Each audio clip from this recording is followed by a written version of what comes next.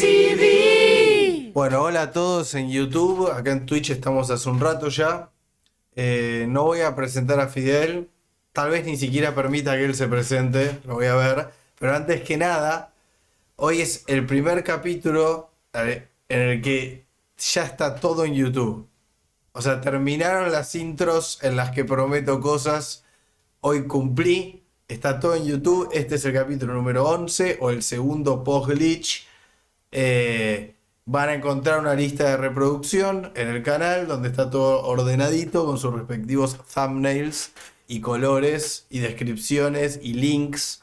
Y bueno, hoy con Fidel vamos a hablar de antifragilidad y sistemas, teóricamente, porque tal vez después se va toda la conversación a la mierda, pero en teoría vamos a hablar en distintos planos, en el plano societal, en el plano biológico, en el plano epistémico tal vez también. No sé qué va a pasar, pero vamos a explorar el término antifrágil.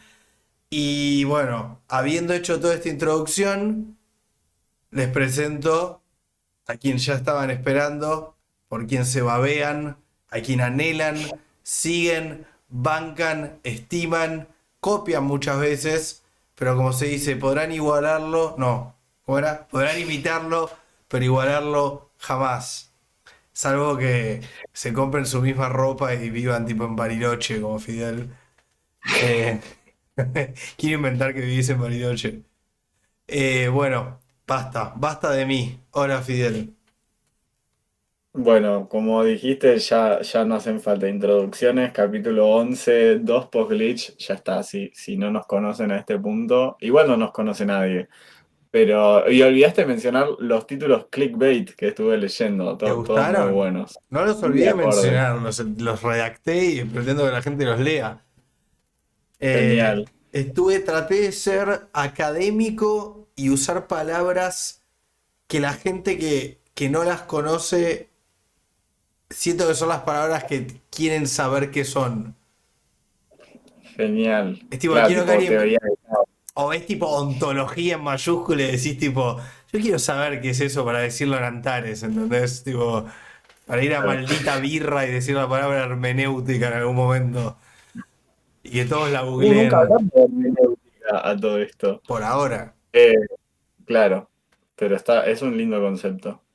Pero bueno, antifragilidad. Entonces, definilo vos porque vos trajiste el tema hoy y yo te voy a seguir, así que me parece acorde que ya que te pusiste tan académico al principio, definas vos el término. ¿Cuándo me puse Ah, es algo que, académico? ya que estoy, voy a decir que es una costumbre que estoy tomando últimamente, que resultó muy extraña, que es que cuando no entiendo algo o algo no me suena, en el momento pregunto, bueno, pero ¿qué querés decir? Y hay muchísimos casos donde la persona no tiene la menor idea de lo que quiere decir, o no lo puede definir, o cuando lo define se da cuenta de que lo que está diciendo es bullshit. Funciona muy bien, se los recomiendo, así que a ver, pasa esa prueba a tu antifragilidad. Recontra. Mismo porque, o sea, hoy a las tipo 11 de la mañana leí la definición en un libro. Así que me siento capacitado. Antifragilidad, al menos en los términos en los que lo voy a intentar emplear en esta introducción, antifragilidad es la cualidad de un sistema para, lejos de ser frágil, y lejos, no lejos, a más cerca que ser frágil, pero lejos aún de ser nada más un sistema sólido, es un sistema que se beneficia de la adversidad. A ver, vamos a decirlo de otra forma.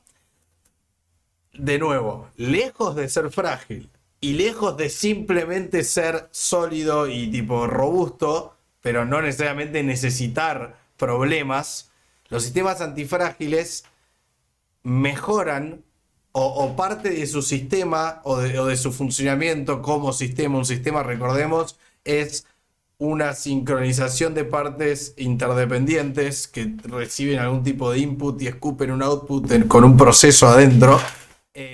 En su cualidad de sistema, un sistema antifrágil recibe lo que uno interpretaría en este contexto como algo adverso, y voy a cagarle el primer ejemplo a Fidel, que se está haciendo muy el loco. Vamos a hablar, por ejemplo, de nuestro sistema inmunológico. Uno diría, bueno, el cuerpo tiene todo un sistema de gendarmes porque el mundo es peligroso. Pero como es un sistema antifrágil, podemos explicar algo como la vacuna. Vos decís, ¿por qué mierda me inyectaría algo que estoy tratando de evitar? Bueno, porque mi sistema inmunológico tiene características antifrágiles. Porque esa pequeña dosis del bicho es manejable y las características antifrágiles del sistema inmunológico hacen que ese input pueda hacer que el sistema mejore, lejos de empeorar. Entonces, habiéndole arruinado el ejemplo a Fidel, que seguro estaba muy feliz de darlo él dentro de un rato, creo que quiero definir antifrágil, para no ser muy extenso, como esto. Tal vez está mal la definición, pero siento que es un sistema que requiere de la adversidad para mejorar. Está previsto en su funcionamiento la superación de la adversidad siempre y cuando ésta sea administrada en dosis manejables. Ya que me choreaste la parte de biología, te voy a chorear a Nietzsche, porque Uf, vos sos te lo el regalo. adalid de Nietzsche, que es ¿cómo se llaman estas frasecitas? Aforismos. Em, de sus aforismos, lo que no te mata te fortalece, ¿no? Que hace no mucho descubrí que era de él, o no sé si él la habrá choreado a algún otro lado, ¿no? Yo Pero siento que él la suena habrá una... choreado, pero claramente él la puso en el mainstream. Mm.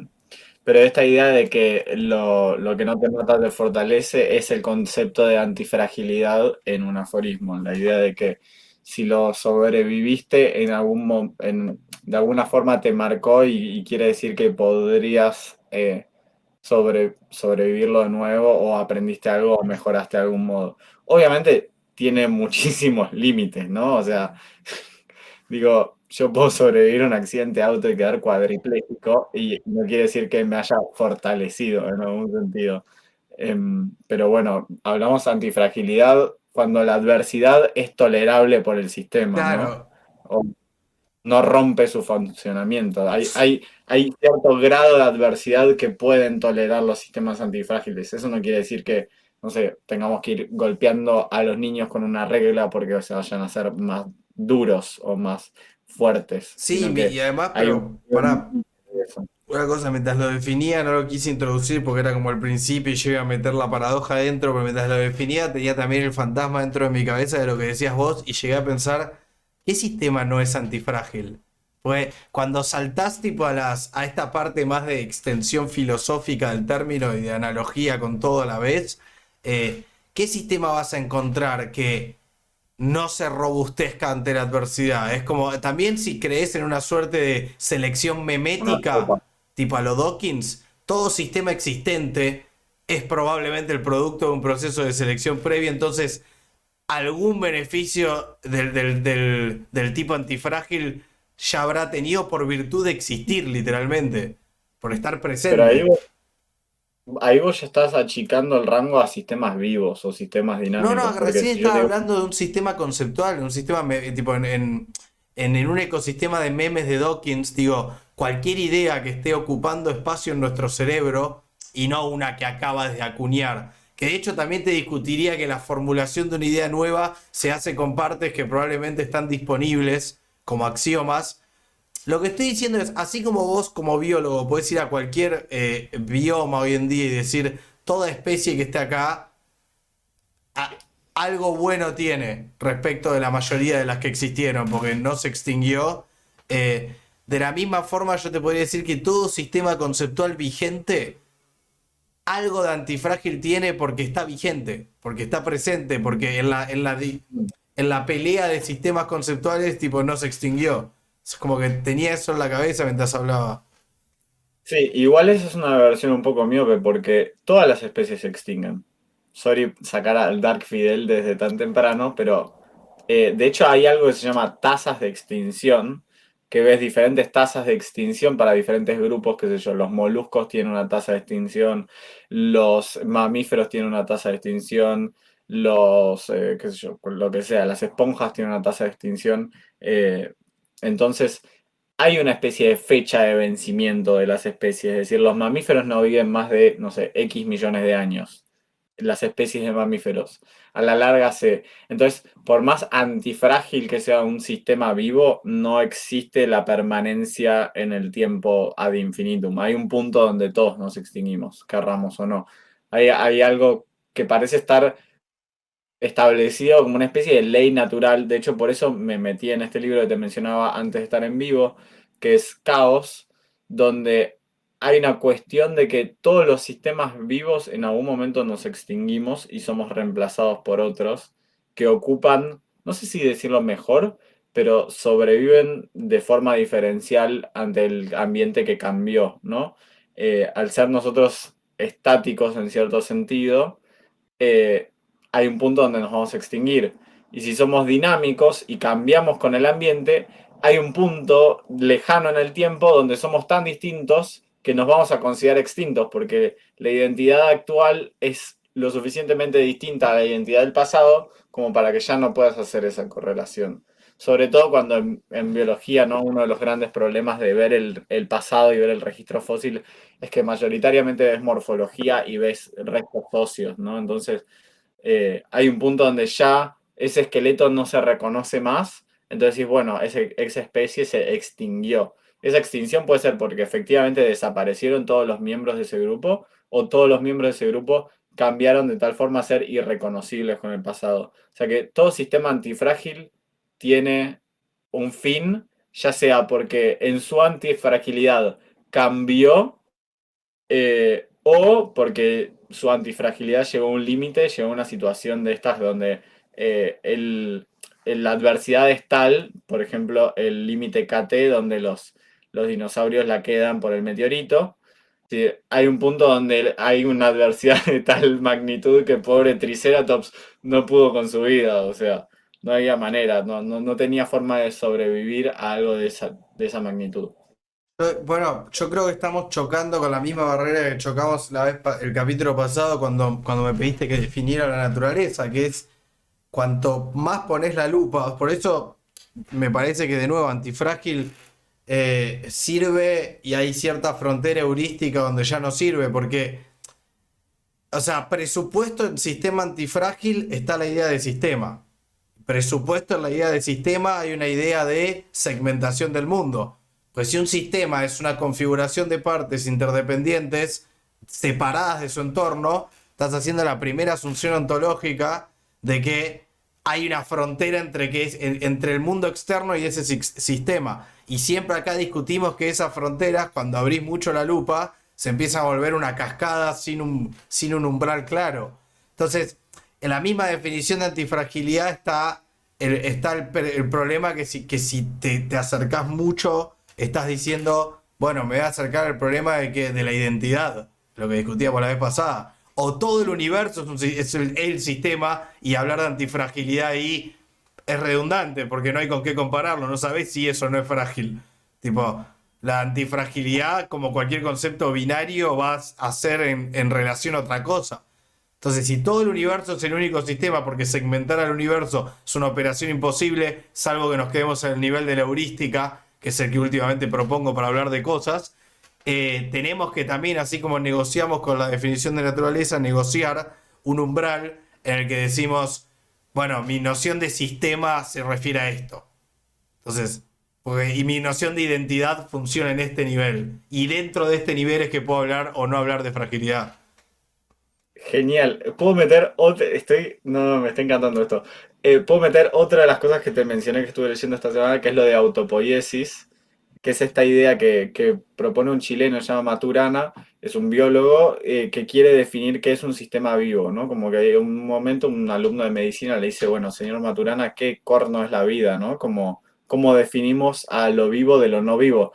Porque es una cosa de estas que hablamos de Wittgenstein, que decís, es evidente qué cosa está viva y qué no está vivo, ¿no? Como decís, tipo, una piedra no está viva, una ameba sí está viva.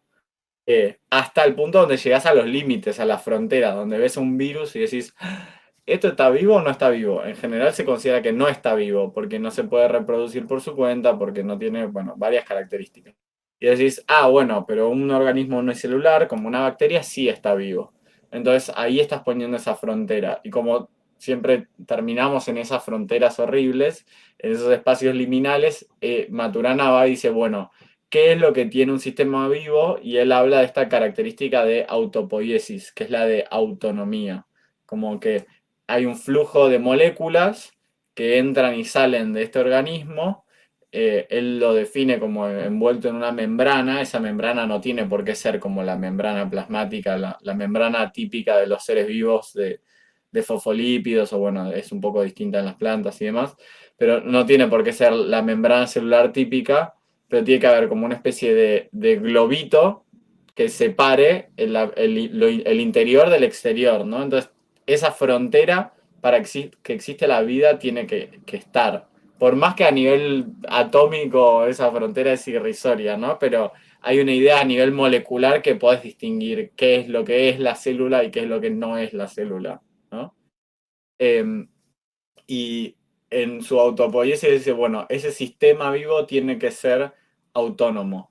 Entonces tiene que eh, obtiene moléculas del medio, y ese flujo interno de moléculas le permite esa cierta, no es autarquía, pero esa autonomía de generar sus propias moléculas y persistir en el tiempo. Entonces, me parece muy similar a este sistema antifrágil, porque si quisiéramos ir como con la naturaleza, decir, bueno, el máximo sistema, la máxima definición de naturaleza que veíamos, la naturaleza terrestre, podríamos hablar del sistema antifrágil como la naturaleza terrestre, ¿no? Como el espacio vivo que está en la Tierra, todo ese gran linaje que viene de Luca, que es tipo el last common ancestor, como el abuelo más abuelo de todos nuestros abuelos. Es decir, bueno, el sistema antifrágil del que estamos hablando es la vida en la Tierra. Que parece ser un sistema ideal, o sea, comparado con una copa de vidrio que la tirás al suelo y se rompe y nunca más se va a volver a formar de forma autónoma, parece ser que nuestro sistema vivo y nuestro gran linaje, el árbol de la vida, parece ser el sistema antifrágil por excelencia. Es lo único que parecería persistir y mutar para siempre estar un pasito adelante del ambiente que le tocó. A ver, yo por un lado creo eso, por el otro lado estoy enojado con la gente que disputa eso, y por el otro lado creo que hay un argumento muy serio con el cual atacar a eso. Y voy a tratar de resumir todo eso. O sea, a ver, no me gusta la gente que hace argumentos del estilo relativistas, tipo. Ni hablar de los conspiradores, pero bueno, con lo de ¿y cómo sabés? ¿Y qué sabés si allá no hay otra? Y que te dan tipo situaciones hipotéticas totalmente no económicas, y vos tenés que decirle, bueno, si puedo agarrar un randomizador y sacar un montón de opciones que podrían ser, pero no tiene ningún tipo de validez que existan opciones. O sea, mi capacidad de pensar garantiza que puedo generar situaciones hipotéticas. Entonces, no voy a caerte por ahí. Pero lo que sí me resulta a mí llamativo es decir, a ver, si alguno ve cualquiera de los videos de YouTube donde te quieren dar una escala de lo chiquitas o muy grandes que son las cosas, ¿viste el que parte de un humano y se va tipo para abajo, tipo hasta el nivel del átomo, y para arriba al nivel de tipo la frontera del universo observable, y empezás a manejar tipo medidas como 10 a la 25 metros, y después sube a 10 a la 26 metros, y tu cabeza no puede procesar que es ese número enorme muchísimo más grande ahora, porque el cerebro humano no entiende la trepada exponencial, al menos el mío no la entiende. Y con lo que vi el COVID, la gente en general no lo entendemos, tipo, no estamos. Tal vez alguien que maneja mucha matemática puede desarrollar intuición para lo exponencial, pero no es común. Y lo real es que desde nuestro tamaño hasta un átomo hay distancias de tipo 1 a la 18. Digo, perdón, 10 a la 18. Y hacia la frontera universal observable hay tipo 10 a la 47. Y la diferencia es muchísima, pero los dos son números asquerosos. A eso voy. O sea, la capacidad humana de seguir eso se pierde muy temprano. Entonces, lo que me parece a mí es que, lo que te digo siempre, el humano tiene un tamaño y unas necesidades. Y toda su preocupación epistemológica en alguna u otra forma responde en última instancia a nuestras necesidades y a nuestro tamaño.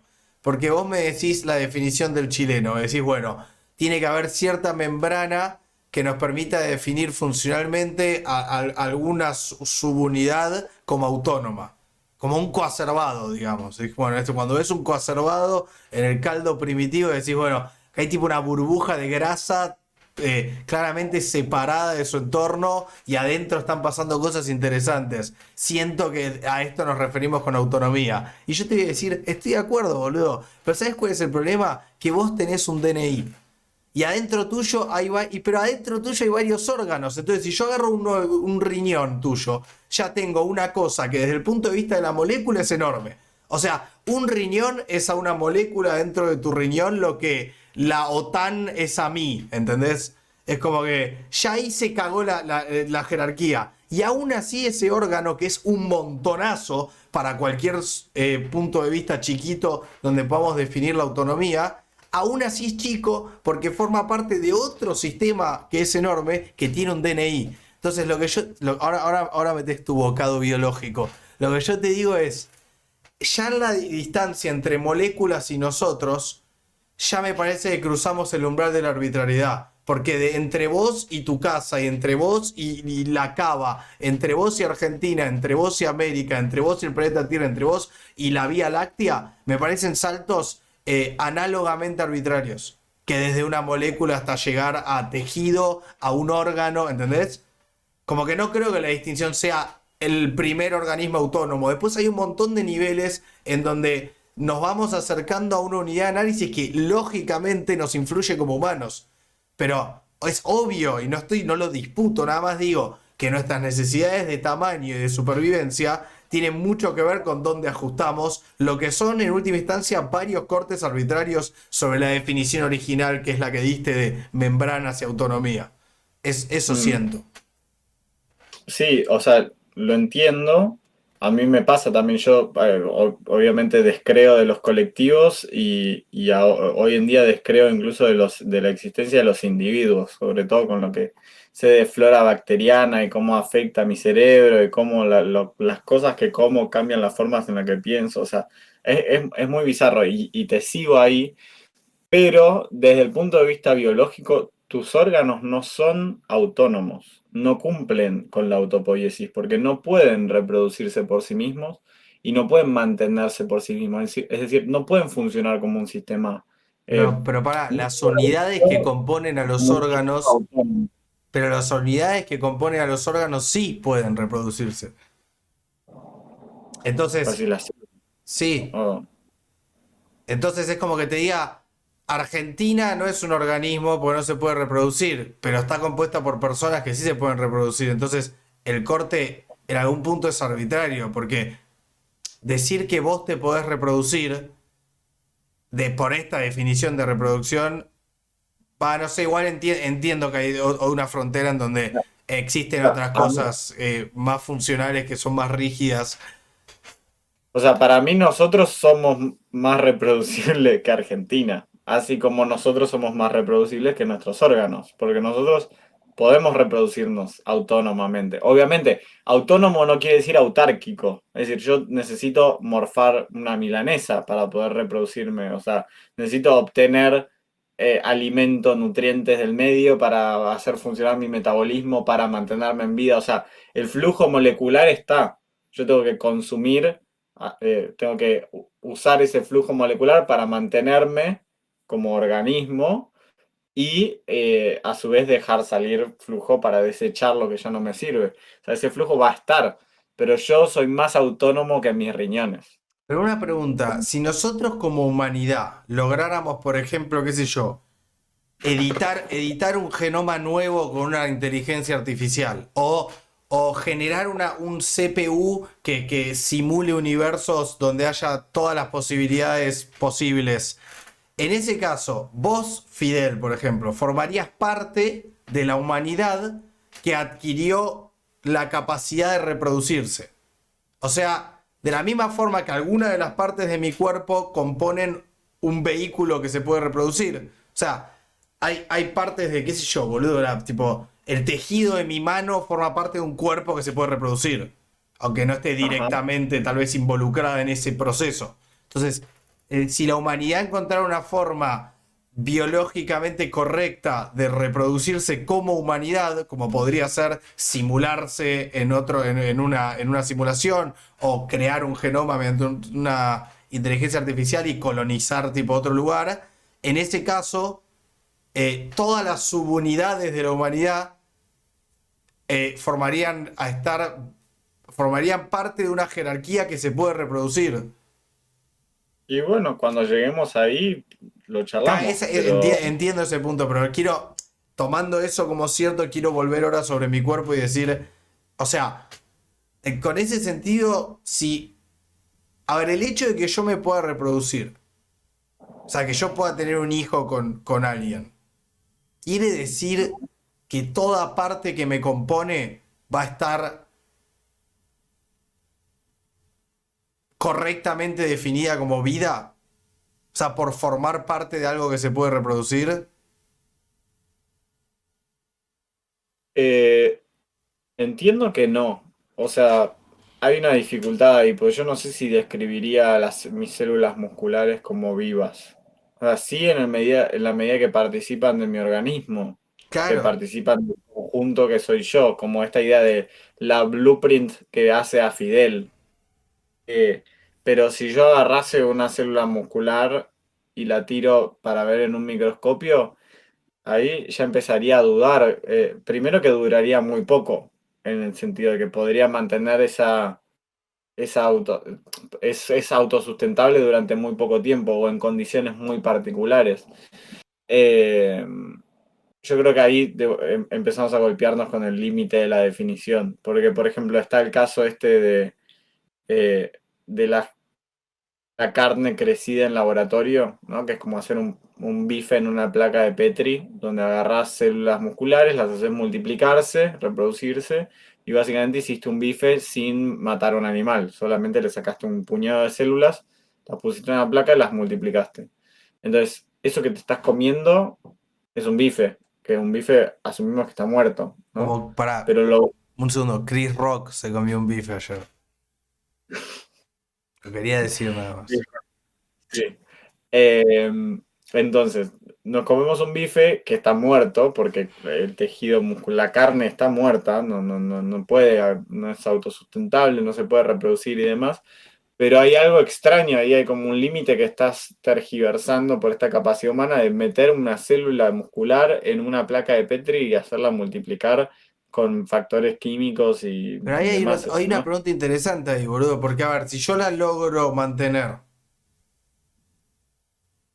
es como, en algún punto es como la discusión de los incels, si querés trazar este paralelismo, porque a ver, si vos decís, el, o sea, si vamos a definir a la vida, al menos rudimentariamente y por la bondad de esta discusión, no importa si hago el disclaimer de siempre, probablemente diga alguna pelotudez que no es tan sostenible científicamente, pero el ímpetu acá está en flashear más que en ser correctos constantemente. Entonces, si yo puedo mantener, a ver, si vos me decís, un humano puede mantener vivo a una cosa que en la naturaleza se moriría al toque. Y yo te digo, bueno, pero todas las cosas que están vivas ahora son cosas que tienen la suerte de que el ambiente en donde están les permite mantenerse vivas. Entonces, si el humano no es el ambiente de esa cosa, vos podrías decir que esa cosa logró de alguna forma de su fenotipo extendido, tipo alguna manera intrincada y bizarra, logró que los humanos la quieran mantener viva. Entonces, fuck it, tipo, es su entorno, es su ambiente. Tiene, o sea, no, es una diferencia casi de que nos parece a nosotros que es más falso el segundo. Pero por eso, tío, es parecido a lo de los incels. Es como que algo que no se puede mantener vivo me diga, ah, pero vos tuviste la suerte de que el mundo justo tiene las condiciones para que vos puedas ser vivo. Y bueno, man, sí, tuve suerte, qué sé yo. Pero digo, a eso voy. Ese laboratorio sería el mundo de esa cosa. Sí, sí, me iba a hacer el mismo contraargumento a mí mismo, porque sí, si yo agarro y aterrizo en Marte sin un traje, chau, no estoy más vivo, punto. O sea, que la vida es dependiente del ambiente en el que está. Es decir, yo soy autónomo en la medida de que mi ambiente me sustente. Digo, Si yo dejo de tener alimentos, dejo de ser autónomo por el simple hecho que no puedo inventar papas fritas del aire. Entonces, estoy de acuerdo que la vida siempre está con respecto a un ambiente que la pueda sostener. Ay, se me había ocurrido algo y se me fue. Mientras Bueno, pensás si querés puedo agregar algo. A mí sí. algo que me interesó mucho, creo que la primera vez que lo leí fue en el gen egoísta, eh, que una de las definiciones de vida que a mí me gusta mucho es, es como un sistema que logra un grado muy complejo de orden a expensas del desorden que aporta el entorno. Es como una suerte de free rider ambiental la vida. Vista lo suficientemente de afuera, es como, ¿cómo definís a la vida casi intuitivamente? La vida es compleja, algunos dirían que es mágica, irreproducible, o sea, así nos lima de lo compleja que es, el argumento de Pali, del ojo y todo, es como, la característica más intuitiva de la vida es, esto es complejo por lo pronto. O sea, en un umbral entre complejo y mágico, según quien opine, pero la intuición es un elemento, no sé qué adjetivo que no sea complejo usar equivalente, es un elemento compuesto, delicado, difícil, no sé, pero digo, ¿cuál es la otra característica de la vida? Que se nutre, que consume y que desecha, y para mantener ese grado amplio de complejidad. Eh, y por las leyes de la termodinámica, cuanto más compleja es la vida, más es el coeficiente de desorden que tira para afuera. O sea, una heladera tiene un montón de calor para enfriarte la comida. Una sociedad humana, tipo, contamina un montón para tener estados modernos y industrialización. Entonces, en algún punto, acordándonos de las definiciones que están adentro de las definiciones y que marcar límites entre las cosas es una segmentación que funciona a cierta distancia heurística, es como que la vida es eso, es como un free rider de recursos.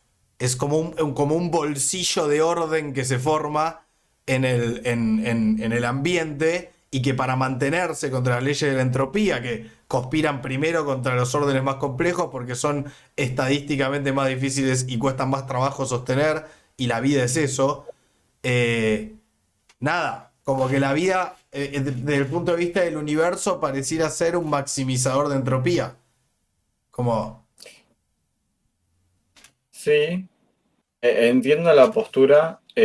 Al mismo tiempo siento que aprovechamos los desechos, ¿no? Porque toda nuestra energía, toda la energía que produce la vida, que usa la vida viene de la luz solar, ¿no? O sea, de la energía del sol. Es decir, que esa emanación de energía se iba a dar de todas maneras. Nosotros simplemente aprovechamos esos fotones, o sea, los aprovechan las plantas, las algas, todos los bichos fotosintéticos.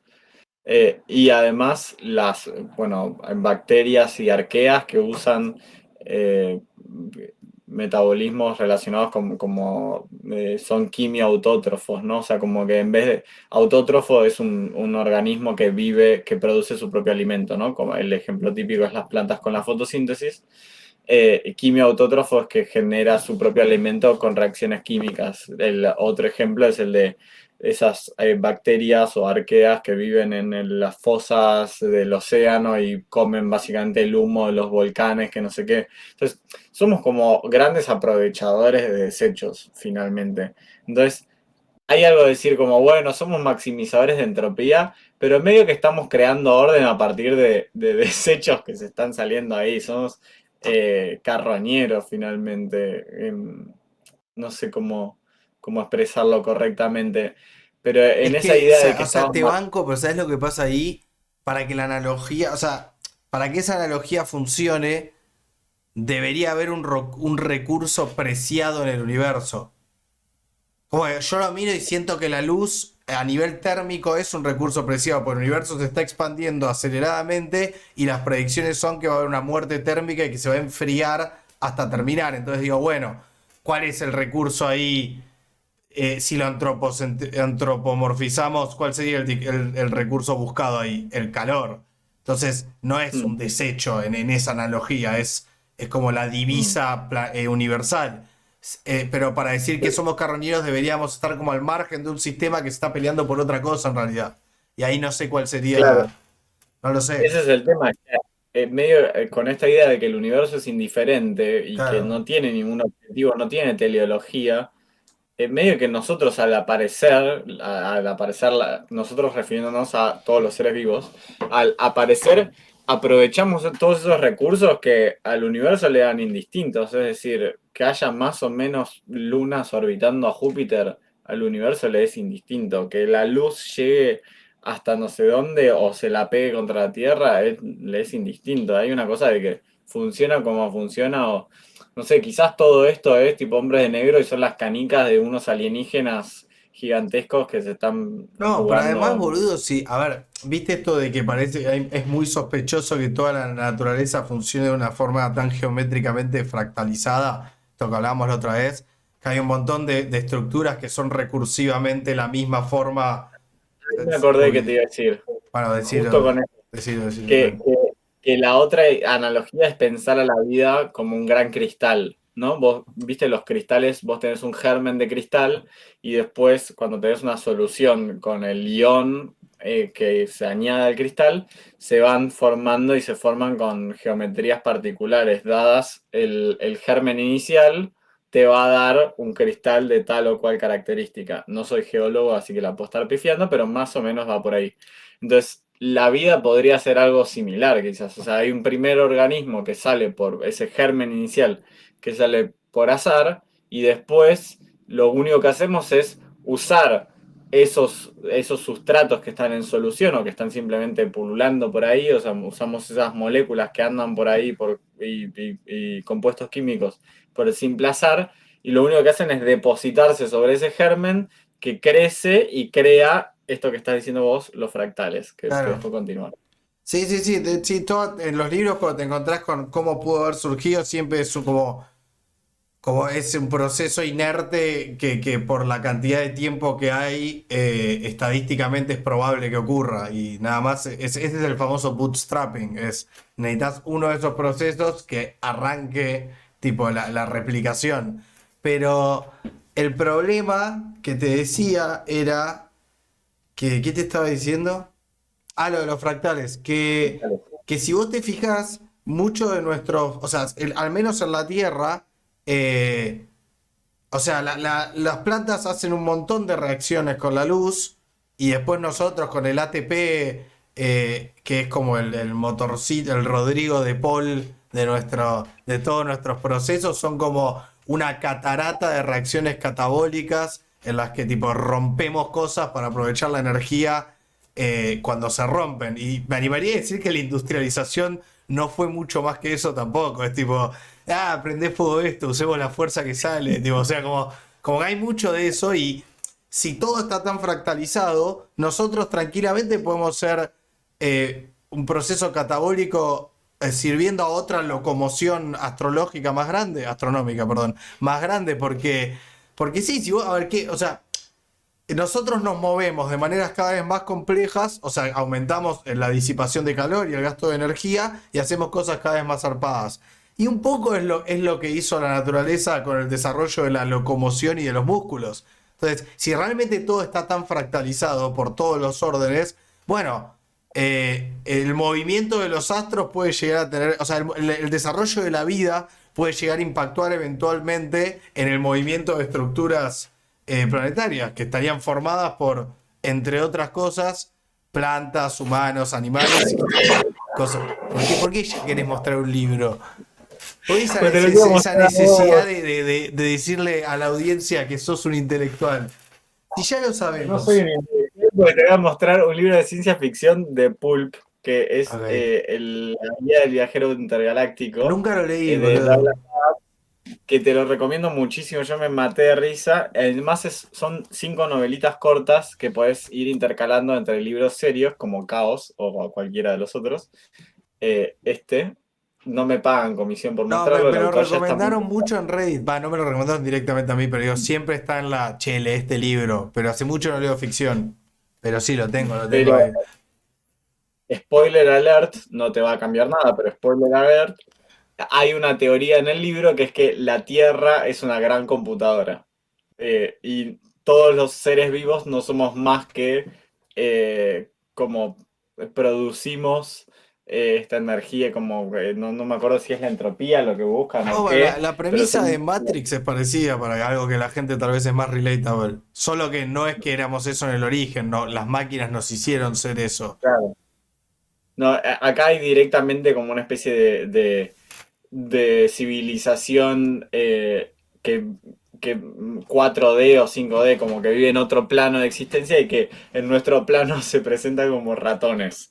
Como que es su manifestación en el plano 3D son ratoncitos y crearon la Tierra entera simplemente como una gran fábrica para computar cuál es el propósito del universo.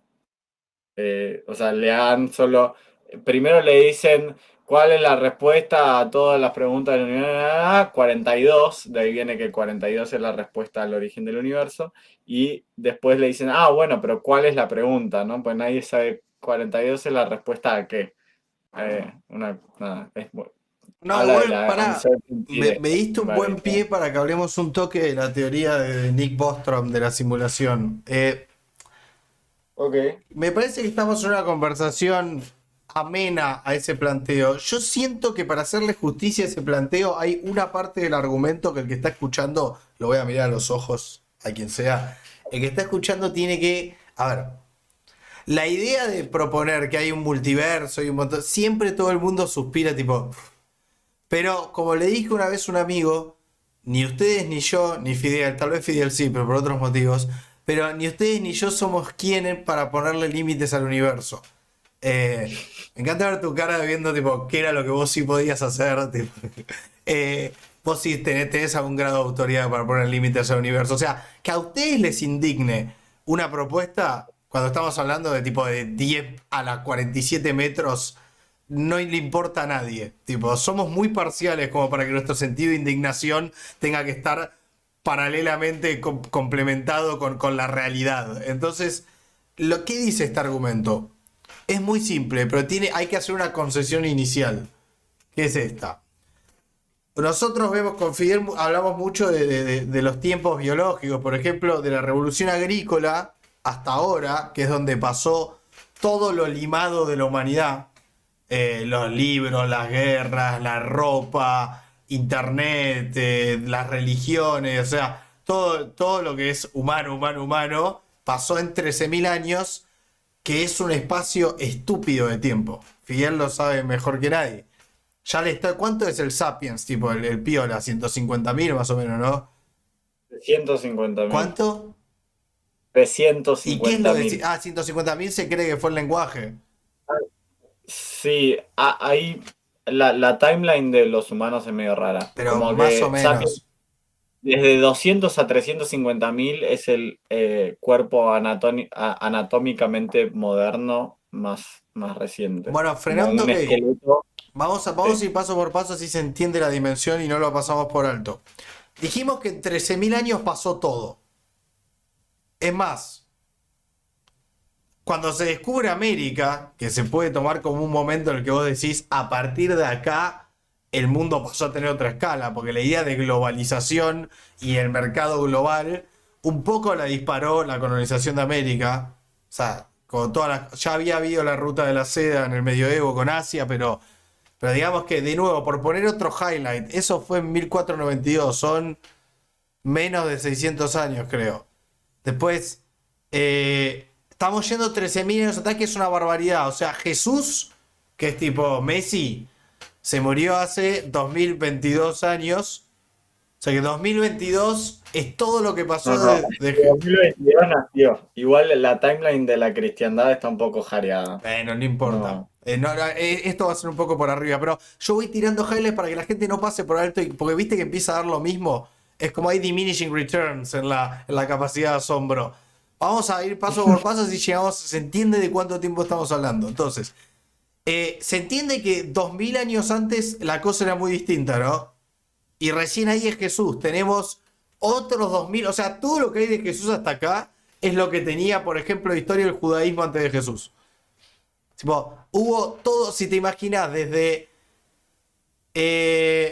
más o menos cuando matan a Jesús es 2 siglos antes que Constantino declara el cristianismo la religión oficial del Imperio Romano. O sea, el monoteísmo existe 200 años, recordemos, es más o menos la diferencia entre la Revolución Industrial y ahora. O sea, 200 años es un montón también.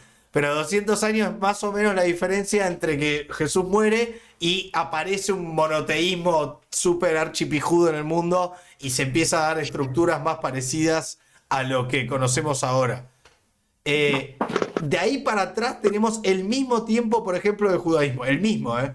Tipo, desde eso hasta ahora para atrás. Y recién ahí estamos más o menos en 5000 años.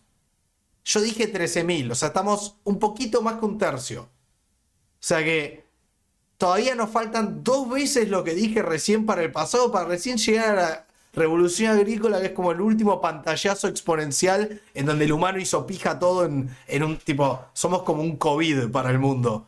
Eso es un invierno de COVID para el mundo, más o menos. Entonces, para atrás están los números asquerosos que ya está diciendo Fidel.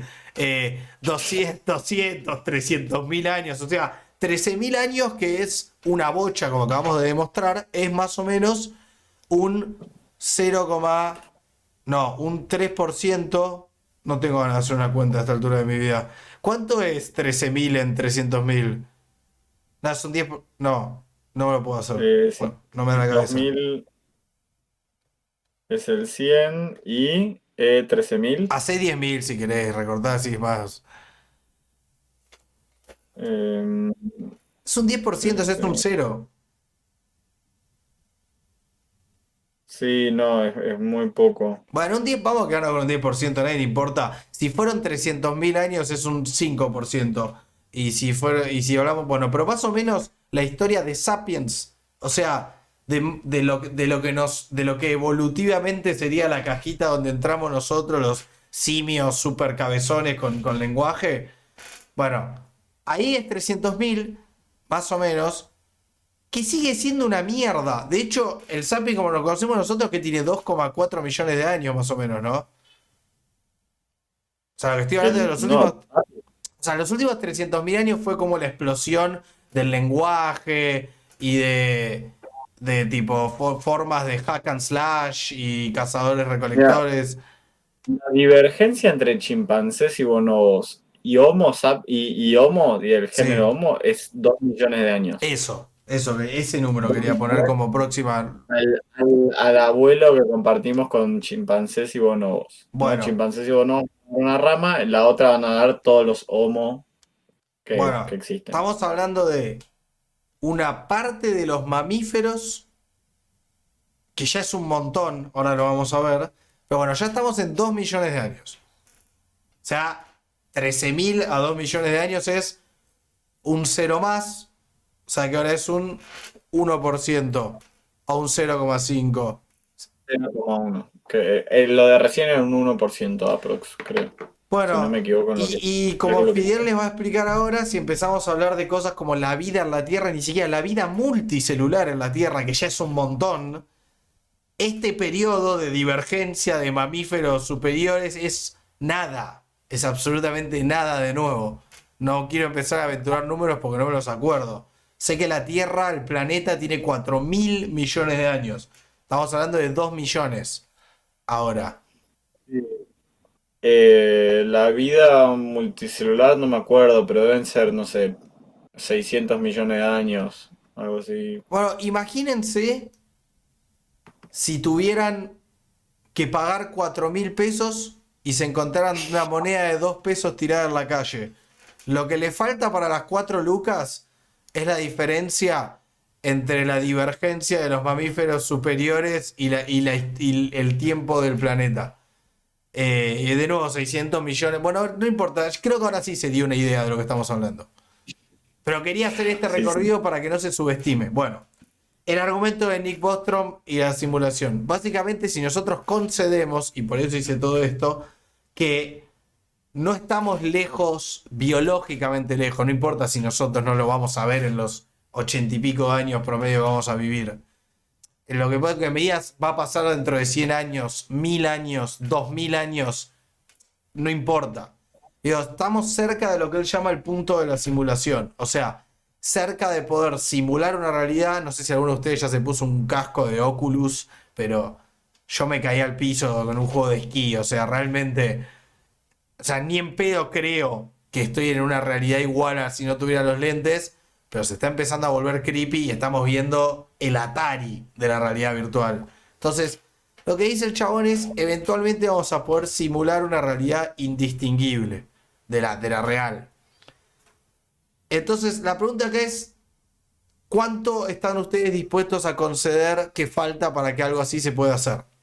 Si somos conservadores, muy conservadores, 5.000, 10.000 años, para mí es asquerosamente conservador esa estimación. Para mí esto en 60 años está plenamente desarrollado ya. Mm. Sí, hay que ver si se puede. Yo O sea, creo, más allá de si pará, desarrollamos la... ahora Quizás llegamos al llegamos, mínimo pero de pará, capacidad y... pero ahora llegamos a eso. Porque según el argumento, no deberíamos simular la realidad necesariamente. Porque, bueno, el punto es, no creo que es mucho lo que estamos pidiendo. Que alguien nos conceda que estamos biológicamente cerca del punto de simulación. Creo que todos estarían de acuerdo que sí. De ser posible hacerlo. Dale, boludo, ¿por qué haces esto? Si sabés que es razonable. Sí, sí, sí, o sea, hay muchos if, pero si No hay tantos dijésemos, por if, ejemplo, boludo. podemos simular lo que para nosotros es el universo observable, ponele, Ni siquiera, no, como no, un no, no, recorte. no, no, no. Eso no dice simular el universo, ¿eh? Dice simular cualquier situación, como el test de Turing. Simular cualquier situación en la cual un humano no pueda distinguir, aunque fuera un cuarto nada más, te hago un cuarto y te meto adentro y te digo, ¿estás en la realidad virtual o no? Y vos no me puedas responder fácilmente. Eso no dice simular Eh, todo el universo, boludo. Es cualquier espacio y ya, distinguir. está bien, construir la Matrix, listo, Claro. dale. Bueno, Ah, nadie me puede disputar que parece que estamos cerca. Bueno, ok. Y si me sí, lo quieren disputar, ninguno tiene un micrófono ahora, así que voy a asumir que no pueden. De última, el pónganlo en los, chat está pónganlo en los muy fuerte, comentarios. Bueno, entonces, el argumento ahora se vuelve muy elegante, que es, de eso ser posible, ¿por qué carajo asumiríamos que fuimos los primeros en llegar a esa tecnología? O sea, si estamos cerca de esa tecnología y sabemos que esa tecnología existe, quedan dos opciones. O la inventamos nosotros por primera vez, o alguien, otra civilización, o nosotros mismos en el pasado, ya la descubrimos. Y si uno tiene en cuenta lo grande que es el universo, y no voy a hacer toda la timeline para, como hice antes, entiendan que son números grandes, es estadísticamente muy probable que alguien lo haya hecho antes que nosotros. Estadísticamente, y de nuevo acá, no importa cómo se sienten ustedes, no importa si les parece too much. Si vos ves la cantidad de espacio y planetas que hay y tiempo que pasó, no es una locura. Estadísticamente no es una locura decir que no fuimos los primeros en llegar al punto de simulación.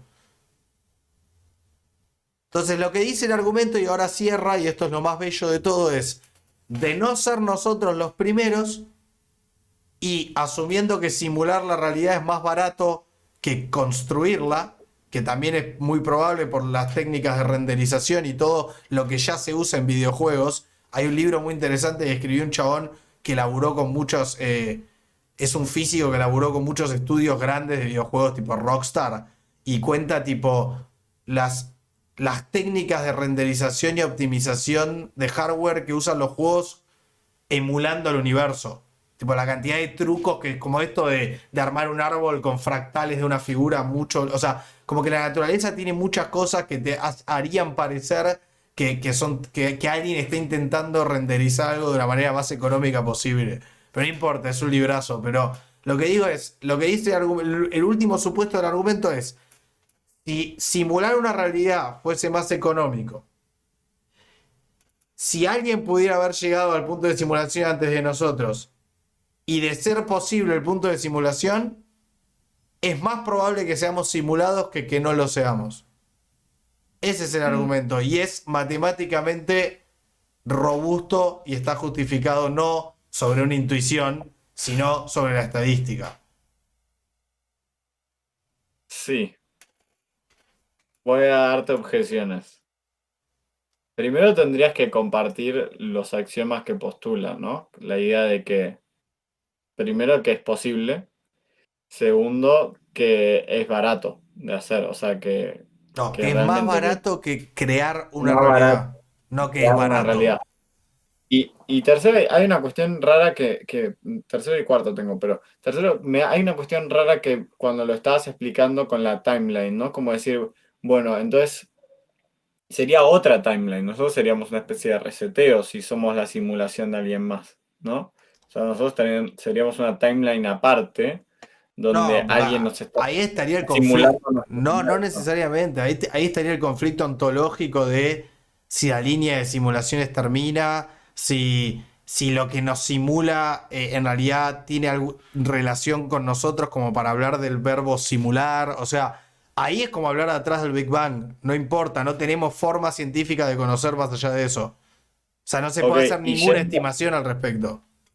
yendo a ese punto, vos tan nietzscheano, tan odio a Platón, estás haciendo de vuelta el mundo platónico, solo que buscándolo en otro lugar. No, no, pues la Estás diferencia diciendo, acá es que el "Este es el argumento mundo de habla las de... sombras". No, boludo, habla de Estás diciendo, probabilidades "Esta es la caverna". No, eso es Es una... la caverna otra vez. No, porque la caverna postulaba que estaba la diosa filosofía con sus rayos que encandilan a un simple mortal. Acá nadie dijo eso. Acá lo que dijo es... Ahora es la raza alienígena superior No, que nos boludo, tiene... pero hoy te querés bajar una foto y tenés que hacer un captcha porque los robots saben reconocer tipo luces de semáforo. ¿Te pensás que con la capacidad que tiene la Big Data para encontrar patrones en la realidad, ¿te pensás que dentro de unos años no van a poder emularlo? ¿Te pensás que realmente hay una correlación entre la intuición filosófica platónica y un fucking bot que puede ver un montón de arquitectura en Google Earth y crear un cuarto que vos te lo creas con un guante áptico que toque en la pared y esté fría? O sea, ¿de verdad te parece lo mismo? A mí no me parece lo mismo, honestamente. No, pero me parece que es es lo mismo es el mismo problema que hablamos la vez pasada con Nietzsche. O sea, hay una cuestión de por dónde vas a cortar, porque vos sos la simulación número 1532 o que sos lo que sos y bueno, andá y tratá la realidad como que es la realidad. Es decir, vos cómo vas a interactuar con el mundo. Asumiendo que es el mundo el único que tenés acceso o como que es una de las miles de millones de simulaciones de las mamushka de simulaciones una dentro de la otra, tipo un capítulo de Rick and Y Morty. pero con tu criterio, boludo, los chabones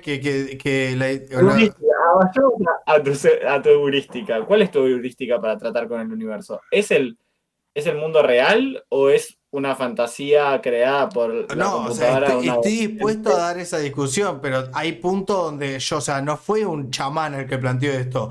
Tipo, Heisenberg y Schrödinger y todos los que en el siglo XX empezaron a romper los huevos con el átomo hasta que se encontraron con el experimento de la doble endija y la interpretación de Copenhague y la discusión de Niels Bohr con Einstein en la cumbre de París. Tipo, en algún momento hubo que decir, che, ¿qué carajo es esta superposición? Y qué es el entanglement y cómo analizar esto. Y fue un resultado científico. O sea, yo entiendo dar el debate Jordan Petersoniano, Nietzscheano sobre cómo encarar la vida y la ciencia para la vida. Ahora, los resultados científicos son difíciles de ignorar. Y lo que te estoy diciendo es que este argumento tiene una base científica, no tiene una base especulativo, místico, filosófico, religiosa. Lo único que dice este argumento es si podemos llegar nosotros a simular, quiere decir que alguien pudo haber llegado antes. Y eso es un argumento muy Sí, razonable. eso lo comparto. Ahí estamos de acuerdo Y en bueno, esa ese es base. todo el argumento. Que, que invertimos nuestros roles No, por porque una yo no vez. estoy diciendo que deberíamos Puede preocuparnos por esto. No, El porque conocimiento, el conocimiento de la verdad puede atacar nuestra forma de estar en el mundo. no, yo lo que te quería plantear es que hay verdades que tal vez no son positivas. Esta sería una. Pero hay una diferencia entre discutir si estas verdades deberían ser promulgadas y discutidas, cosa que te entiendo, lo estoy haciendo en un podcast, pero yo en esa discusión no me puse del lado que los que quieren esconder las verdades. Me puse del lado de que el debate es interesante. No tomé postura. Entonces, estoy dispuesto a dar el debate de si el multiverso no degrada en algún punto la vida en esta tierra. Eso me encantaría tener el debate y le puedo dedicar 7 capítulos si querés. Ahora, que el argumento tiene base y evidencia científica, me parece un tema aparte. De si va a ser un bien o no si es difundido. Creo que son dos discusiones distintas en dos niveles distintos. Yo no puedo decir que porque es un conocimiento que puede relativizar la importancia de la realidad, deja de ser científico su sustento. Mm. Igual, para darte una mano, yo creo que sería al revés, porque si somos una simulación, al menos tendríamos un fin. Porque si no somos una simulación, el universo es absurdo y ya. Y nos tocó vivir en un lugar que es un lugar frío y con leyes naturales que están ahí, que simplemente, como dice Bertrand Russell, ¿no? Como el universo es y punto. Como te tenés que comer ese brute fact y ya está. En cambio, si somos una simulación para el divertimento de un adolescente intergaláctico de 14 años que está jugando una versión muy difícil del Sims, Mal. y nos está sacando todas las paredes y nos está encerrando en un Pará, pero lugar ¿sabes lo hasta que sería más turbio? Que todo esto el jugador ni lo vea. Como que esto sea parte de lo que hace el algoritmo para que lo que sí hace el jugador sea divertido. Como que el jugador se va a dormir y nosotros seguimos nuestras vidas para que cuando él prenda la compu mañana, el estado de su juego, ¿entendés? A lo que voy. Como no es que el chabón va a disfrutar de todos estos procesos. De la misma forma que yo prendo el FIFA, yo no entiendo qué código se está corriendo para que se me renderice eso en la pantalla. Quizás somos público del FIFA. Pues exactamente, y es una versión del FIFA en la cual el público necesita toda esta infraestructura para que su cara en el momento del gol sea increíble. Y porque podés, porque tenés recursos computacionales para hacerlo, boludo.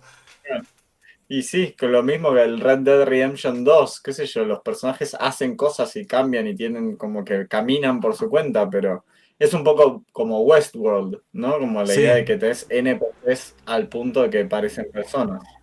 Bueno, y, Quizás somos todos. y es que la discusión del free will, mira, respecto a la frase de Russell y la teleología, yo creo que hay un camino 3 así como el peronismo abrió un camino entre el marxismo y el capitalismo financiero. Yo diría que la tercera vía, el amplia avenida del medio, el frente renovador epistémico de Sergio Massa, sería algo así como, tal vez nosotros inventamos el sentido en el universo. O sea, todo tiene que haber tenido una primera vez. Bueno, ahí el argumento de Nick Bostrom te come la cola de nuevo. O somos los primeros, o ya ocurrió en otro lugar y podemos ser una consecuencia de la exploración de los primeros, o una evolución independiente de lo mismo. O sea, de una, no digo. Pero, o sea, yo no estoy en contra de que las cosas tienen que empezar. Es como decir, tiene que haber habido organismos pluricelulares desde el principio, porque si no, no hay pluricelularidad en el universo. No, primero hubo unicelulares y apareció el pluricelularismo.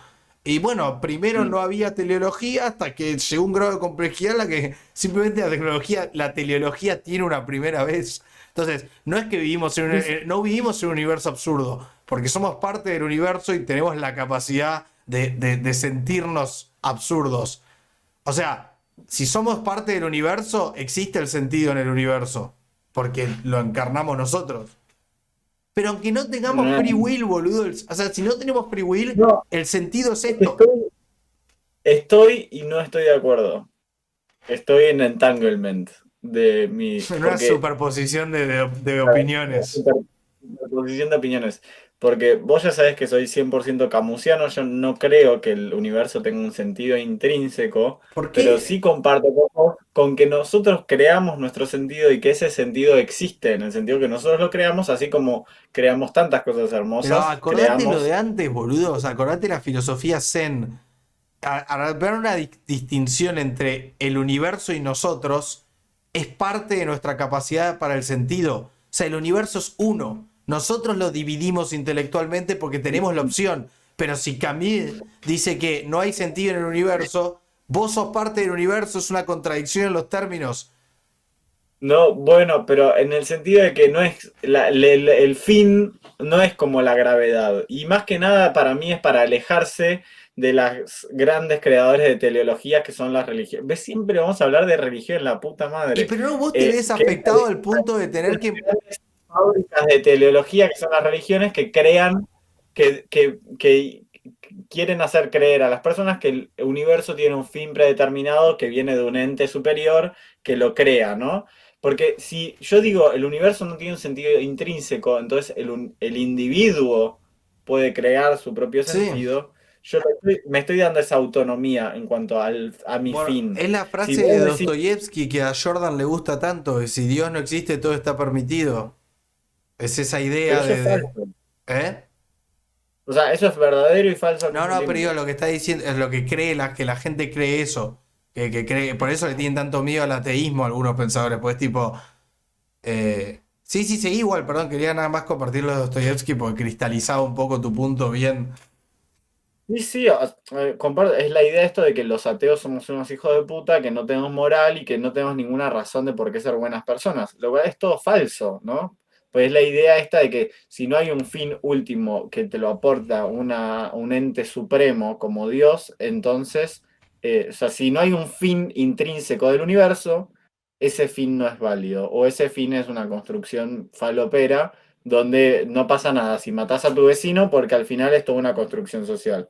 Y no es cierto, o sea, hay una cosa de que uno puede crearse su propio fin o uno adquiere su propio fin. Ni siquiera voy a hablar de crearse porque no creo en el libre albedrío, o sea que yo no podría haber elegido un fin distinto al que creo que me tocó, ¿no? Bueno, pero Hay una es cosa... divertido lo que estás diciendo, es muy divertido y paradójico, porque si el libre albedrío no existe, las religiones están más cercanas a algo natural o razonable que nosotros.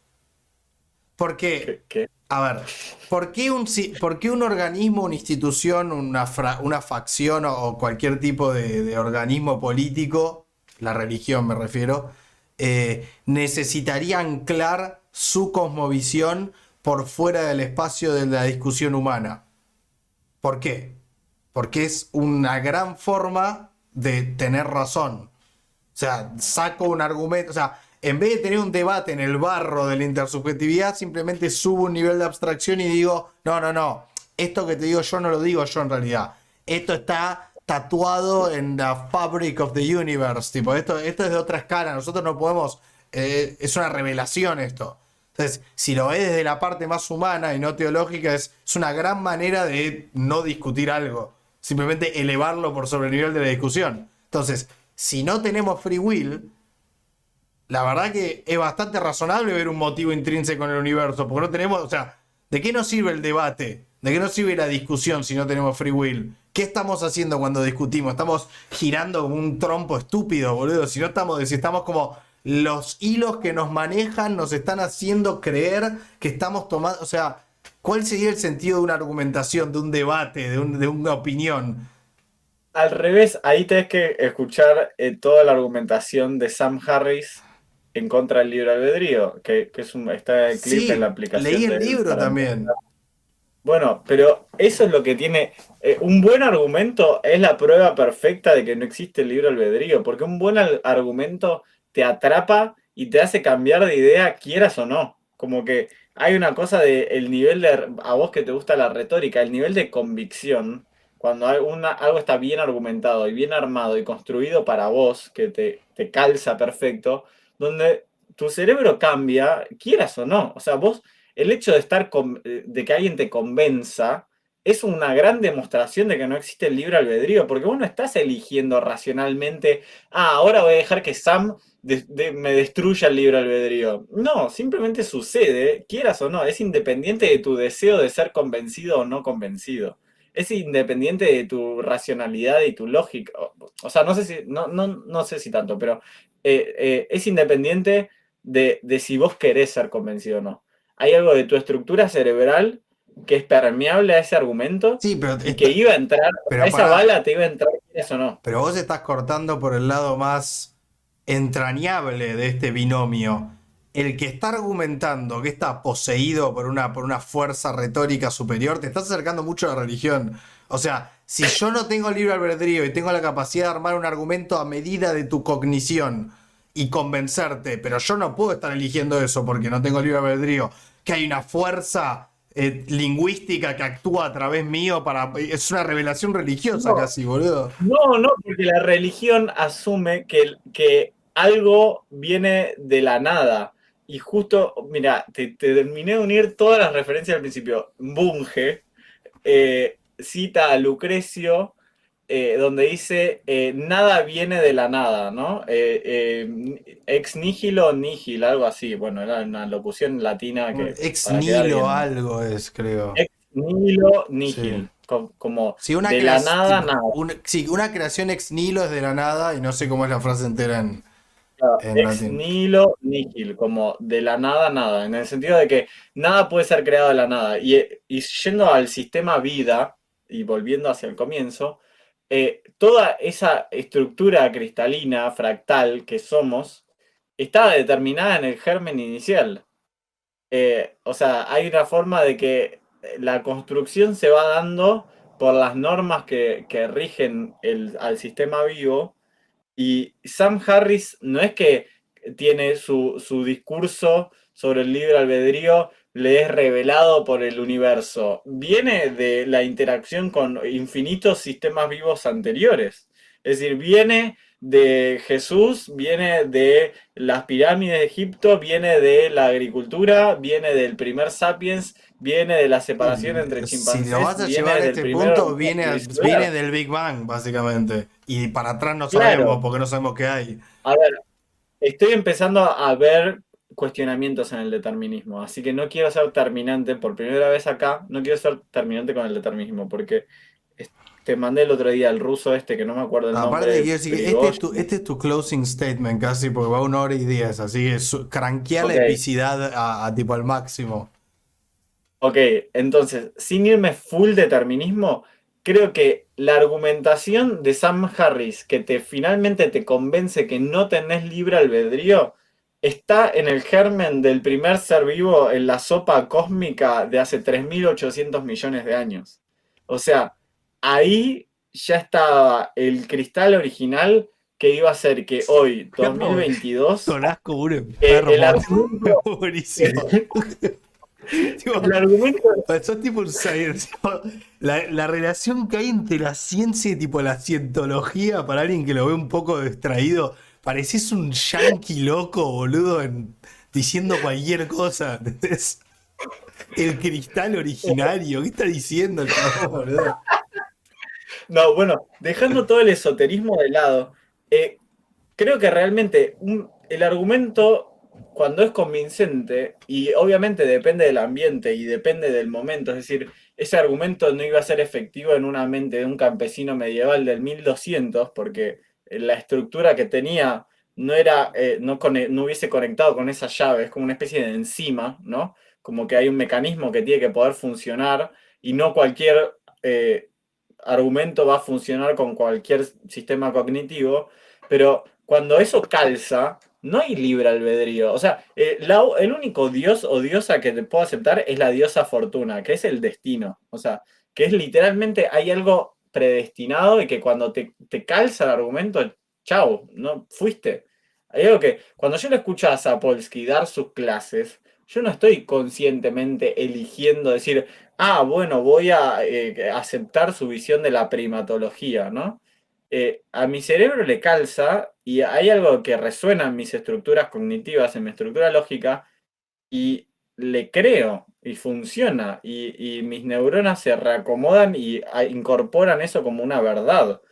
Pero después yo puedo intentar hacer el ejercicio de cuestionarlo o no cuestionarlo, pero incluso ese deseo de cuestionarlo va más allá, es un deseo de cuestionarlo, es decir, yo no puedo elegir desear cuestionarlo o no, Pero o boludo, que pará. esa Pero o ¿cuál es no. la característica más saliente de la ciencia desde al menos del método científico? Era tratar de tener un método, una forma de justificación y de persuasión que dependa lo menos posible de la demagogia y la tribunería del orador y de la dominem y se defienda lo más solamente posible. La otra gran invención decimonónica fue la falseación y el intento de proveer predicciones o instancias de corto plazo que puedan o no derrumbar la teoría. O sea, y por lo que me estás diciendo vos, algo profundísimo del carisma, que tipo en toda la historia hasta hace la división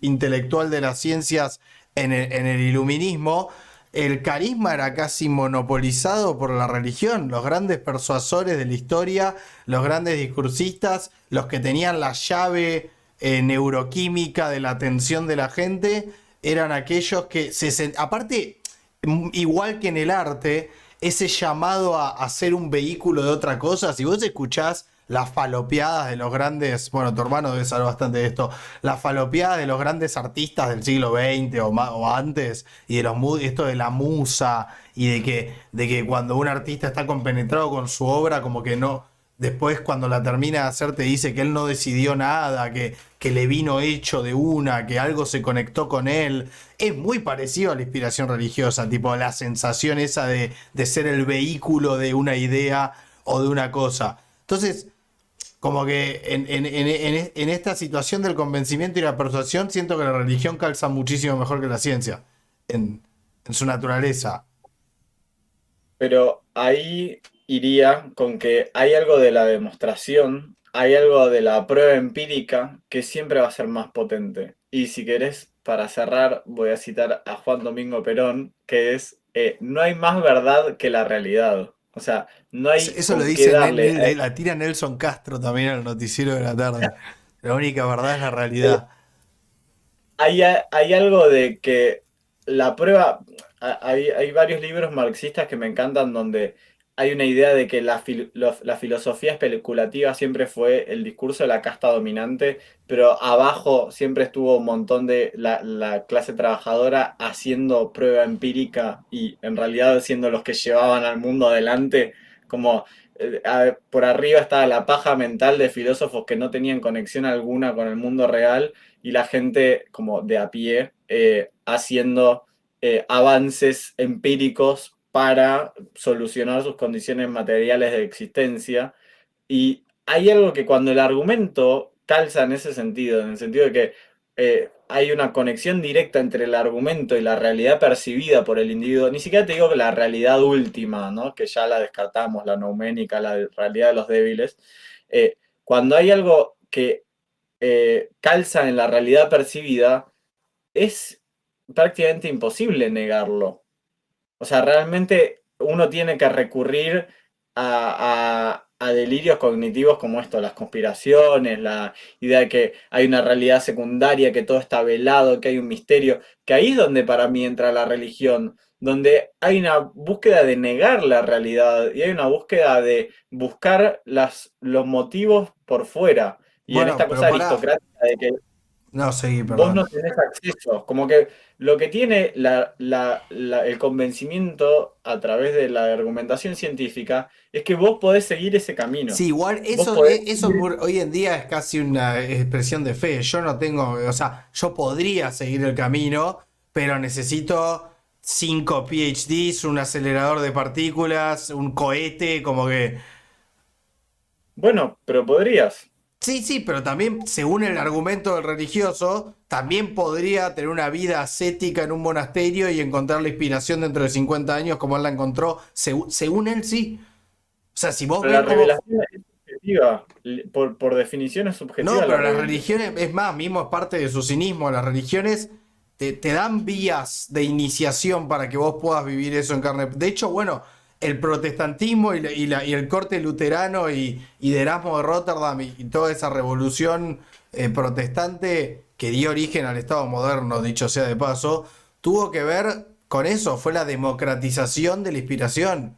Fue sacarle al Vaticano esa suerte de privilegio se había escrito en el libro de los Evangelios. Pero pará, eh, porque ya va mucho tiempo, te quería decir algo para que te quedes enojado y medio dejarte con la palabra en la boca. Pero, ¿qué te iba a decir? Ah, que según lo que acabas de decir, la religión debería haber sido una suerte de corrupción rusoniana de la naturaleza del hombre. Y debería haber sido, sí, debería haber sido posterior a la ciencia, no previa. No. ¿Por qué? Y porque, a ver, de las cosas que dijiste, eh, el humano, cuanto más te vas atrás en el tiempo, lo que vos hablabas del marxismo, el marxismo lo llama la praxis. Igual Eh, igual sí.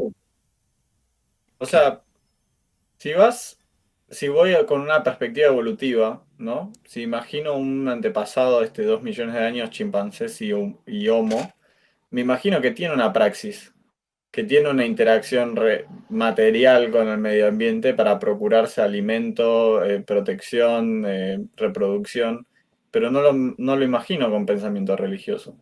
Es más, el pensamiento religioso imagino que aparece evolutivamente después bueno, de entonces estás con Rousseau, tener una, amigo. Estás con una Rousseau. relación con... Estás con ¿Por qué? Rousseau. Y sí, porque es como pintar un panorama ontológico del buen salvaje. O sea, es como, eran No, todos, no lo sí. veo bueno. O sea, me lo imagino cagándose a tiros No, con no los me vecinos refiero, es para... que por eso no me refiero, el adjetivo bueno acá no va por pacífico, va por, en el sentido que estamos discutiendo acá, de no persuadido por dialécticas obtrusivas, de que son como una suerte de deformación de la racionalidad, como puede ser la religión. Vos te imaginás como un montón de individuos, bueno, igual, a ver, que haya coexistido tanto el desarrollo del lenguaje con este amanecer politeísta del hombre, eh, tiene su razón también. O sea, puede ser que la religión sea como tipo, un byproduct de la capacidad de pensar gone wrong. Tipo, le Te dimos iba, una... te iba a decir eso, o sea, ¿Eh? me parece que me parece que la religión es más como un subproducto, primero de, bueno, nuestra capacidad, como la capacidad ya que tienen los animales de ver peligros donde no los hay, porque es más seguro correr cuando no hay que correr que no correr cuando sí hay que correr. Y nuestra capacidad cognitiva, o sea, nuestro aumento, bueno, en toda esa rama de Homo, el aumento del cerebro y la complejización del cerebro es increíble. Entonces, creo que esa condición que ya teníamos de animales, de correr cuando no hay que correr y de ver cosas donde no las hay, sumadas con una capacidad cognitiva superior, cada vez más compleja, que nos permite hacer cosas maravillosas como hablar, como hacer dibujar símbolos, como el arte. Eso combinado con nuestra paranoia generalizada, es el caldo de cultivo perfecto para el pensamiento mágico.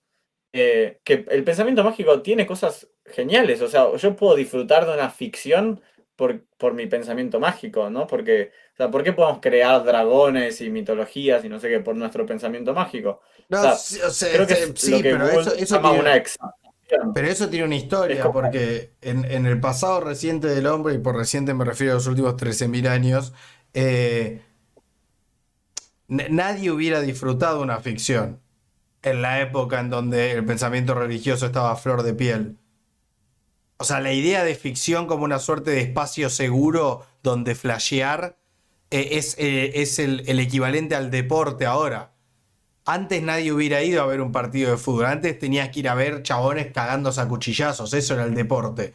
Esto de que los hombres, ahora obviamente las mujeres también, pero originalmente los hombres, que los hombres tengan un lugar donde ir a chivar y tal vez cagarse un poco a trompadas y sacarse un poco la testosterona lejos de la vida familiar, son como suerte de abominaciones societales para controlar ciertos impulsos. La idea de una ficción no hubiera sido atractiva en el pasado porque el mundo tenía un componente mágico. ¿Quién hubiera querido una ficción? ¿Quién que hubiera querido leer una novela cuando la Biblia aparentemente es la verdad? Es mucho más divertido eso.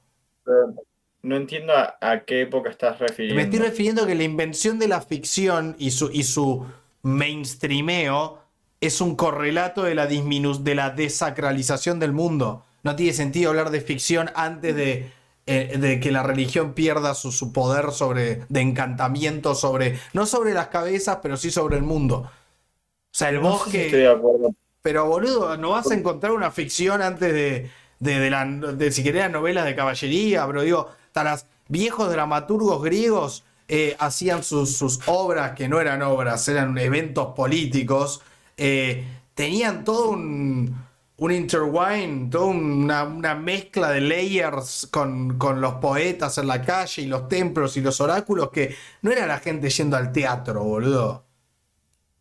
Era entretenimiento, pero no era ficción. O sea, no era experimentado como ficción. Eso es muy novedosa la idea de ficción. La idea de ficción justamente tiene como presupuesto la devaluación de la imaginación frente a la realidad. La realidad no era describida objetivamente en el pasado, entonces la imaginación no tenía ese lugar de válvula de presión creativa. El mundo era creativo, era rico en no cientificismo. Mm. No sé, tendría que revisarlo. No sé si intuitivamente no comparto tu punto, sobre todo por los cazadores recolectores que cuentan historias, digo, la tradición oral en Australia Pero vos decís que son historias. las percibían como ficciones, tipo, los chavales escuchaban y decían, ay, qué lindo cuento que inventó mi tatarabuelo hace miles de Digo, generaciones. parece que son historias. De hecho, bueno, a Sócrates lo juzgan por el hecho de concebir las historias de los dioses como eso, como A meras Sócrates historias. los juzgan por sofista, por intentar, tipo, envenenar dialécticamente a los oídos del pueblo. Pero, eh, o sea, había un montón, aparte estamos hablando de, Pero mismo. vos decís, las comedias griegas no tienen un fin puramente para divertimento. O sea, Pero sí, pero no es incluso ficción. O la, sea, no. la Ilíada y la Odisea, digo, no es que Platón y Aristóteles creían que la Ilíada y la Odisea eran reales, que había sucedido de esa forma. Yo no me animaría a hacer tampoco muchas aseveraciones sobre. O sea, ya en los libros de ellos hay momentos raros. Bastante raros. De hecho, la idea del mundo de las ideas de Platón del capítulo 6 de la República es profundamente religiosa. La idea de que hay una dimensión con los conceptos puros. Y el chabón es verdad que tenía una visión. Bueno, alguien que sí tenía un grado, creo yo, de cinismo particular era Maquiavelo. Pero Maquiavelo es considerado el primer moderno, pero el chabón vivió 2 siglos antes de la revolución humanista, no 8. Como que estaba Mm. cercano a lo que estaba a punto de pasar. A mí me parece que. Sí, no sé, a mí me sorprende lo que decís, porque sé, no me acuerdo cuál de los presocráticos ya se burla de las creencias en los dioses Bueno, griegos, para porque eso dicen, te quería decir todos los, igual. Eso te quería decir. todos los La pueden creer burla, en dioses o sea, muy semejantes. el arte como burla, como humillación, como alegoría, como también sátira de la oligarquía y de la aristocracia, el arte como una herramienta popular, el carnaval, todo eso existió, la comedia, pero eso no quiere decir que había una categoría de ficción como la conocemos ahora, una categoría de estoy flasheando, las cosas mágicas no existen. Una cosa es agarrar una situación que no pasó, tipo, hey, a la reina se la cogió un búfalo. No es que no crees que pueda haber un matrimonio interespecie en el origen de creación de tu pueblo. No crees que un búfalo entró al castillo y cogió a la reina porque la reina tiene guardias. No porque crees que la idea es descabellada. No porque no crees que hay una bruja en el bosque y no crees que tu hijo vaya a jugar porque aparecen nenes muertos y no es porque no crees que la vecina te pueda dar mal de ojo en realidad y por eso te cuidás y te tipo un muñeco vudú. O sea, yo no creo que en ese momento se experimentaban las cosas como ficción en el sentido racionalista y moderno del término de hay leyes de la física bien conocidas, esto no sería permisible en el mundo. No, no, ni en pedo creo que la gente lo pensaba así. Mm, Sí había sí. ficción en el sentido de la verosimilitud, de crear historias que no pasaron. Tal se cogió a tal, tal se peleó con tal, pero no es que la idea de una pelea o la idea del sexo era una fabulación, simplemente ese cruce no se había dado, por eso era ficticio. Pero no había Mm. una noción newtoniana, boludo, de por qué las cosas tienen que tener cierta mecánica y movimiento y si no, no... Ni en pedo para mí. Bueno, pero Aristóteles propone su teoría del ímpetus, o sea, él tiene Sí. una física determinada, o sea que hay cosas que romperían con la física. Bueno, la O bien. esto me cuando Virgilio, cuando Augusto le encargó a Virgilio que escriba la Eneida. El tipo sabía que estaba mintiendo, o sea que estaba escribiendo una historia ficticia. Que Eneas es un personaje de él, que se escapa de la guerra de Troya, que va y funda Roma y que no sé qué, y con Dido y Cartago y todo eso. Él sabe que está agarrando personajes y está como agarrando a los personajes del el universo Marvel y creando una nueva Pero de historia. nuevo, hay dos niveles en donde él sabe eso. Él puede saber nivel tipo, voy a escribir una biografía de Trotsky, como hizo Padura con El hombre que amaba a los perros, y digo, bueno, no estuve ahí. Me voy a imaginar cómo fue esta cena con Diego Rivera y Frida Kahlo. Voy a hacer que Frida hable de los porotos, si están picantes. Tal vez comieron carne. Entonces, hay un nivel en el que vos decís, bueno, no fui un testigo de la historia, necesito darle ciertos componentes. Hay otro nivel en el que el chabón no sé si no cree que hay un mito fundacional que incluye héroes. No sé si este chabón no cree que sus antepasados podrían haber llegado a tener algún tipo de superpoder. Yo no sé si un tipo del 800, del 900 no creía eso con el nivel de soberbia moderna que tenemos nosotros de decir, ¿qué pedo? Tipo, eso lo escribió un bloguero estúpido. Estamos hablando de... Bueno, en el caso de Grecia estamos hablando de muchos siglos antes del oscurantismo medieval. O sea, realmente fue hace mucho tiempo. Realmente creían un montón de pelotudeces relacionadas con la higiene, con la salud, con la naturaleza. O sea, no sé si estaban en Sí. contra de la idea abstracta de la que hablan los mitos. Tal vez te concedo que mandaban a hacer mitos a medida y tenían como una idea de que, que el efecto ejemplificador, que la moraleja del relato, siempre y cuando fuera preservada, no tenía que ser estrictamente una crónica de los hechos. O sea que en ese sentido sí permitían cierta manipulación de los símbolos, pero no sé si estaban opuestos a la idea de los símbolos en el plano físico. No lo sé, siento que no me da esa impresión a mí.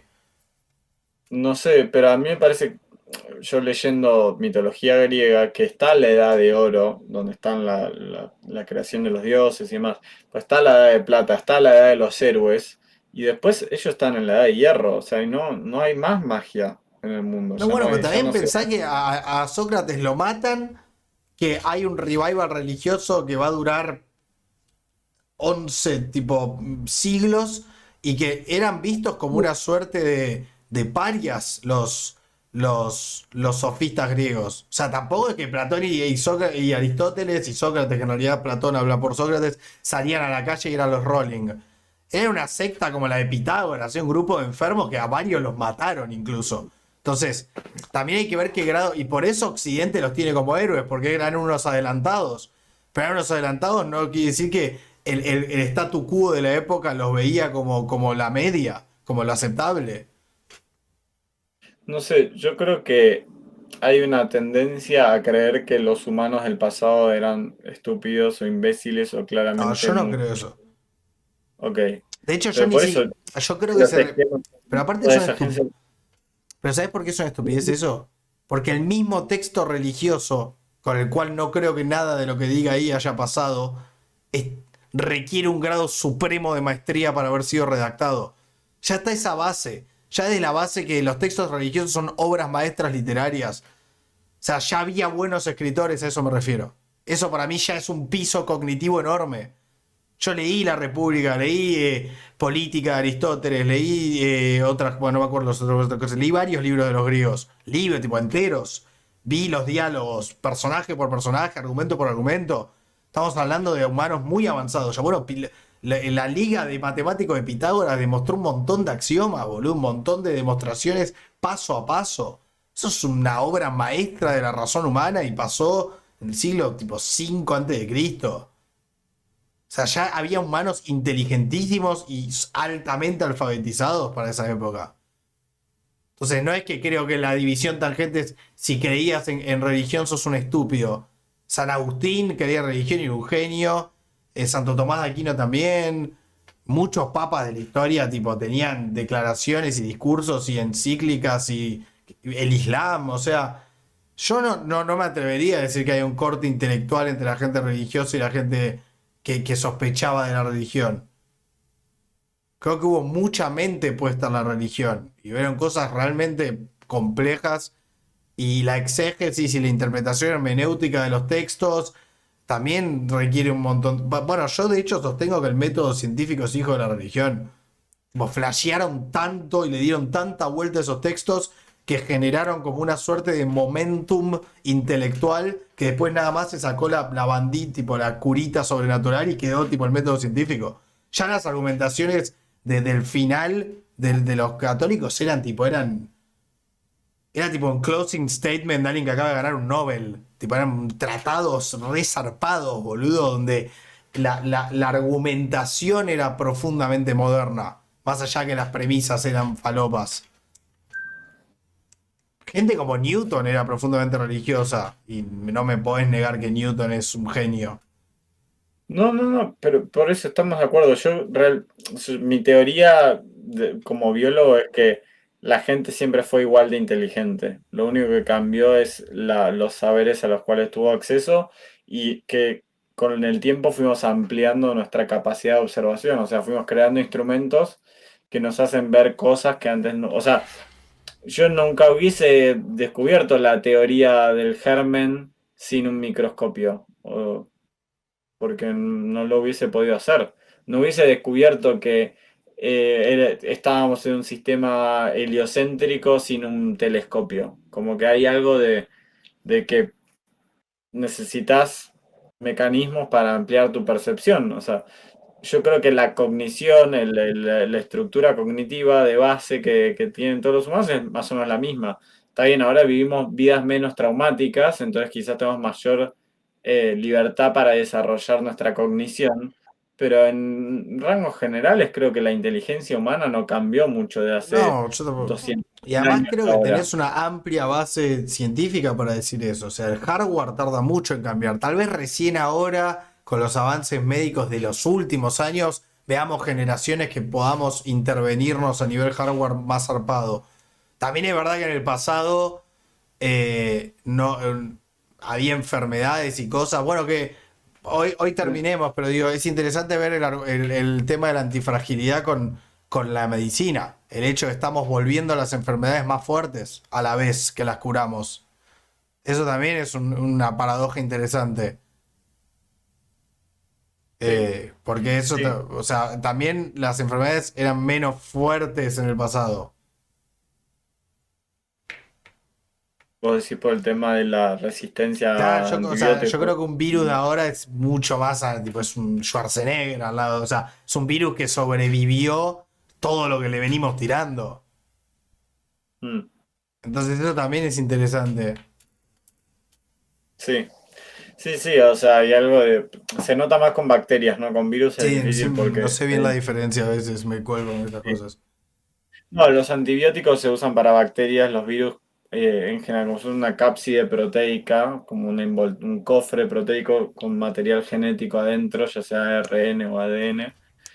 Es difícil, no es que yo me puedo tomar un antibiótico, tienes que tomar algo en contra de los virus, no como un retroviral. Eh, que es un tratamiento específico, es distinto, es más complicado. Como si la típica es que si una gripe es viral, bancátela hasta que se te vaya. Si una gripe es bacteriana, te Claro. tomas un antibiótico y la liquidas. Eh, Eh, pero sí, hay un tema que nos estamos metiendo un poco en el barro porque nos estamos quedando, como que estamos gastando en la carrera armamentística nuestra potencial innovación es menor que la capacidad no capacidad de adaptación, pero la cantidad de variabilidad que hay en las bacterias como para que nosotros estamos convirtiéndonos en un agente selector de nuestras claro, enfermedades del futuro. O totalmente. sea, nosotros somos la selección natural de las enfermedades que nos van a matar de acá a 200 años. Y lo venimos siendo desde siempre. Nada más que subimos tipo el dial de nuestra potencia. Pero pará, Sí. vamos 1 hora y 38. Le tengo pánico a este capítulo. O sea, todo lo que decís me da ganas de opinar y me parece que lo tenemos que cortar por el bien de la serie. Sí, Pero bueno, fue un gran yo creo que capítulo. Ya también. tengo el título. No te lo voy a decir, lo vas a ver escrito. Pero bueno, sí, estamos agotados los dos. Yo aparte me Bueno, estoy meando a niveles cósmicos. es un problema, sí. Podemos hacer pausita de 5 en el medio. Sí. No, igual creo que se cortaría toda la magia. No, aparte mi cuerpo es como que entiende que pasada cierta milestone, tipo 1 hora y 20, tipo se falopeó, es como ya se relaja, me da ganas de mear, empiezo a sudar, me agarra hambre. Como que lo seguimos porque era muy interesante nada más. Pero bueno, ¿te querés despedir de tus fans? Que no hay ni no hay Eh, nadie va a escuchar el final porque nadie va a escuchar hasta 1 hora y 40 en su vida, pero bueno, tal vez alguien lo hace algún día. bueno, para quien llegó hasta acá, eh, sos lo más. Bueno, Te deseo lo mejor en tu día y ojalá se vea justificada tu inversión de 1 hora 40 en nuestras delirios. Muchas gracias. estoy de acuerdo con Fidel. Y replanteate tu vida si llegaste hasta acá.